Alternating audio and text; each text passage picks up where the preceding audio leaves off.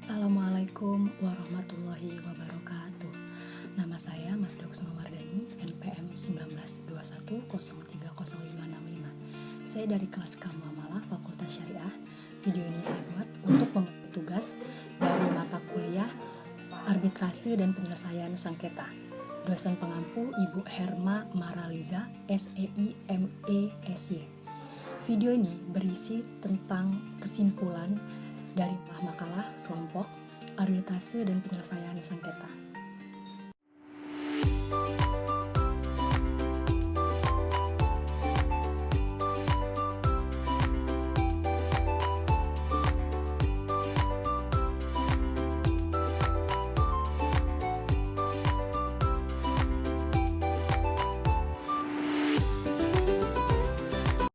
Kelompok 1 membahas tentang arbitrase. Menurut Undang-Undang Nomor 30 Tahun 1999, yang dimaksud dengan arbitrase adalah cara penyelesaian suatu sengketa perdata di luar peradilan umum yang dilandaskan pada perjanjian arbitrase yang dibuat secara tertulis oleh para pihak yang bersengketa. Sumber hukum dari arbitrase ini yang pertama itu adalah Undang-Undang Nomor 48 Tahun 2009 tentang kekuasaan kehakiman, Undang-Undang Nomor 30 Tahun 1999 tentang arbitrase dan alternatif penyelesaian sengketa, Undang-Undang Nomor 5 Tahun 1968 tentang penyelesaian sengketa antara negara dengan warga negara asing mengenai penanaman modal. Dan yang terakhir ada Keputusan Presiden Nomor 34 Tahun 1981 Universal Arbitrage Rules.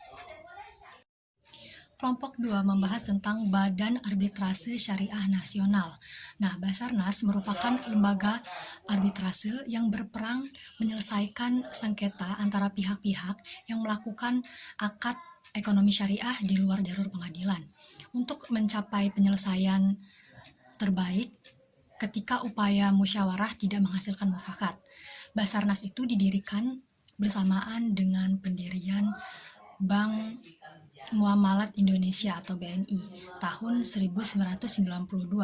Nah, tujuannya itu untuk mencapai penyelesaian sengketa antara nasabah dengan bank syariah. Kelompok 3. Kelompok 3 ini membahas tentang alternatif penyelesaian sengketa. APS atau alternatif penyelesaian sengketa adalah lembaga penyelesaian sengketa di luar pengadilan melalui prosedur yang disepakati oleh para pihak, yakni yang pertama itu ada konsiliasi, negosiasi, mediasi, konsultasi, penilaian ahli, dan lain-lain. Kelompok 4 membahas tentang layanan konsultasi. Layanan konsultasi merupakan proses dalam suasana kerjasama dan hubungan antar pribadi dengan tujuan untuk memecahkan suatu masalah dalam lingkup profesional dari orang yang meminta konsultasi. Dalam proses tahapan konsultasi terdapat perception, mediation, dan collaboration.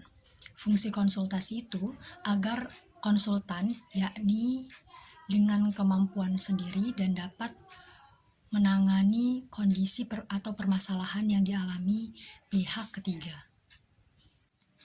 Kelompok 5 membahas tentang negosiasi. Negosiasi artinya adalah sebuah upaya tawar-menawar yang dirasa penting untuk dilakukan sebelum terjadinya kesepakatan antara kedua belah pihak. Kedua belah pihak yang melakukan negosiasi. Dalam proses negosiasi ini ada 5 tahapan. Yang pertama itu ada persiapan, yang kedua ada kontak pertama, yang ketiga itu ada konfrontasi, yang keempat ada kompromi, kelima ada solusi, dan keenam ada konsolidasi. Kelompok 6 membahas tentang mediasi. Secara epistemologi, istilah mediasi itu berasal dari bahasa Latin yaitu mediar, yang berarti berada di tengah-tengah. Tujuan dilakukan mediasi ini adalah untuk menyelesaikan sengketa antara pihak dengan melibatkan pihak ketiga yang netral dan imparsial. Tahapan-tahapan dalam mediasi. Yang pertama itu ada memulai proses mediasi. Yang kedua ada merumuskan masalah dan menyusun agenda. Yang ketiga ada mengungkapkan kepentingan tersembunyi. Yang keempat ada mengembangkan pilihan penyelesaian sengketa. Yang kelima ada menganalisis pilihan penyelesaian sengketa. Yang keenam ada proses melakukan tawar-menawar akhir. Dan yang ketujuh mencapai kesepakatan. Kelompok 7 membahas tentang konsiliasi. Konsiliasi merupakan usaha untuk mempertemukan keinginan pihak yang berselisih untuk mencapai suatu persetujuan dan menyelesaikan dengan melibatkan pihak ketiga atau biasa disebut dengan konsiliator. Tata cara penyelesaian perselisihan melalui konsiliasi itu tidak jauh berbeda dengan mediasi, yaitu menyelesaikan perselisihan di luar pengadilan untuk mencapai kesepakatan dari pihak yang berselisih.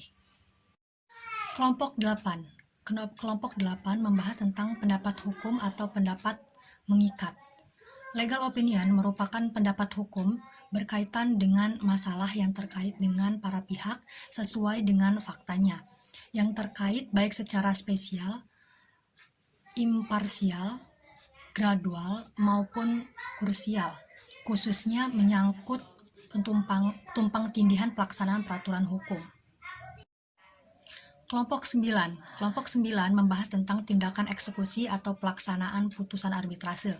Tindakan eksekusi atau pelaksanaan putusan arbitrase adalah suatu tindakan yang dilakukan secara paksa terhadap pihak yang kalah dalam penyelesaian sengketa melalui lembaga arbitrase. Lembaga arbitrase itu hanyalah koalisi pengadilan, sehingga putusan arbitrase itu tidak memiliki kekuasaan eksekutorial. Eksekusi atas putusan arbitrase dilakukan berdasarkan penentuan Ketua Pengadilan Negeri atas permohonan salah satu pihak yang melakukan atau yang bersengketa. Terima kasih, sekian video dari saya. Kurang dari lebihnya saya mohon maaf. Kepada Allah